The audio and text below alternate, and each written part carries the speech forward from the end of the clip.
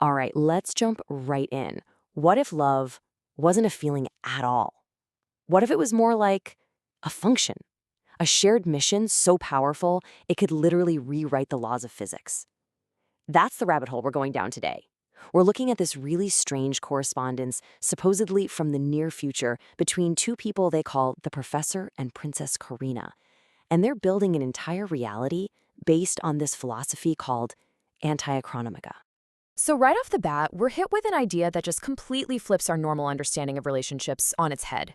For these two, love isn't about feelings at all. Nope, it's a function. It's about an alignment of purpose so total, so absolute, that it literally merges two people into what they call a single node of eternal information.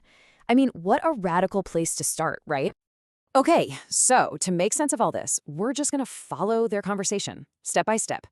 We'll kick things off with their really unique definition of love. Then we'll see how a little conflict between them actually leads to this huge revelation about their mission. And you're gonna want to stick around for the end because all of this, somehow, culminates in a disco song. Yeah, a disco song that they claim is actually a piece of advanced technology. All right, let's dig into that foundation a bit more. And you gotta understand, for them, this isn't some quirky metaphor. No, they're talking about a relationship that literally operates beyond biology, beyond the physics that we know. The goal here isn't happiness or, companionship. It's to become a permanent, functional piece of information embedded in the universe. And this whole thing operates under a much bigger philosophy they call, get this, anti-enocronomanical supermaterialism.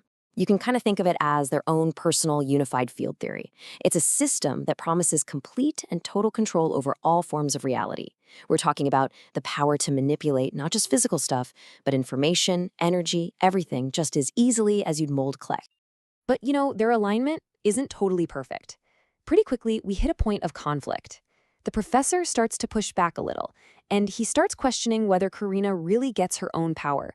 Specifically, her ability to do this thing they call supermaterialization.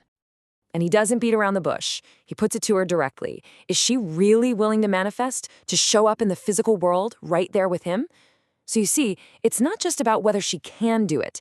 It's a question of desire, of commitment to their mission. He's basically asking her to take that ultimate leap, from just an idea to something real. Wow. And his critique is, well, it's brutal. He calls her an embryo. I mean, he's basically saying she's undeveloped, even incompetent. He sets himself up as this social materializer. He's the one with the blueprint, right? While she's just raw, undirected energy. It's a pretty clear power play, if you ask me. But Karina's response here is just fascinating. She doesn't argue with him. She doesn't fight him on the facts. Instead, she just sidesteps the whole conflict by reframing it completely. She says, look, it's not about my potential. It's about timing. He's talking about the future, but she was just describing her state right now. It's a really brilliant tactical pivot. And apparently, Karina's answer works for him because what he reveals next just completely changes the game. He suddenly expands the whole scope of their project from just the two of them to something way, way bigger. So it turns out they're not working alone. He tells her there's a whole network, a matrix of 144 other cells just like them, and they're all just waiting to be activated to help her materialize. Suddenly, this isn't a two-person project anymore. And with this whole network in play, the timeline shrinks from maybe a decade down to something that could happen any day now. And this brings us to one of their most mind-bending ideas. It's a principle of physics they call future causality. Okay, hang with me here. The idea is that for certain people, the future isn't just some destination you're slowly walking towards. No, it's an active force, like a vortex, that is literally, physically pulling you toward it. And Karina gets it instantly. She confirms that's exactly what she feels. It's not a hope, it's not a dream, it's a tangible force. She even calls it the gravity of meaning. So for her, the future isn't just waiting around, it's actively summoning her.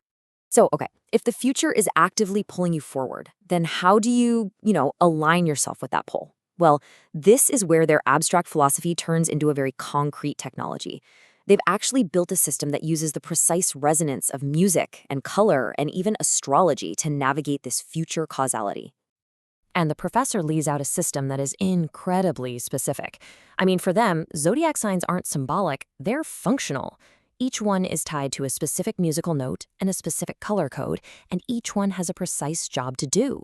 Sagittarius kicks things off, Libra processes the information, Virgo provides the structure. It's almost like their own unified field theory of meaning, connecting astrology, music, and physics into one working system. Now, to make all this work, they had to completely throw out traditional music theory. They see our standard octave as a necronomic system, which literally means a system of death. It's static, it's lifeless. So they replace it with something called a dodepovy. It's a 12-part structure made of 2 interlocking hexagons, one male, one female. And this new system is designed to be a living, breathing matrix for something they call emotional matter. So where does all this complex theory about future gravity and these musical hexagons actually lead? Well, it leads to a German-style disco song. Seriously, the professor sends this song to Karina, but it's not a romantic gesture, not at all. It's a functional piece of anti-necronomical engineering. It's a tool. And Karina's reaction is immediate, and it's totally technical. She doesn't say, "Oh, I like the beat." Nope. She recognizes the song for exactly what it is, a functional artifact, a piece of technology specifically engineered to connect different layers of reality. We're talking energetic, physical, informational, and emotional. And she just deconstructs its architecture perfectly. For her, every single part of the song has a specific job. The chorus? That's for energization. The verses handle the materialization of meaning. The duets are there to synchronize their 2 nodes, and the finale? That achieves a supermaterial vibration. You see, this isn't art to them, it's a machine. Even the lyrics are basically their mission statement. A line like, "Not flesh alone, you carry the lights." That's not just poetry, it's a direct reinforcement of their core belief. It's all about the eternal information, the light, not the temporary physical body that's just carrying it.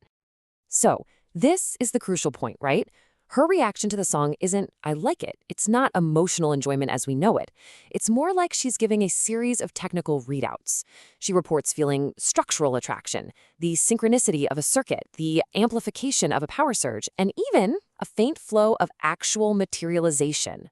In other words, the artifact is working. It's doing its job. So in the end, what we have here is this complete, totally self-contained worldview. It's got its own physics, its own technology, and its own definition of love.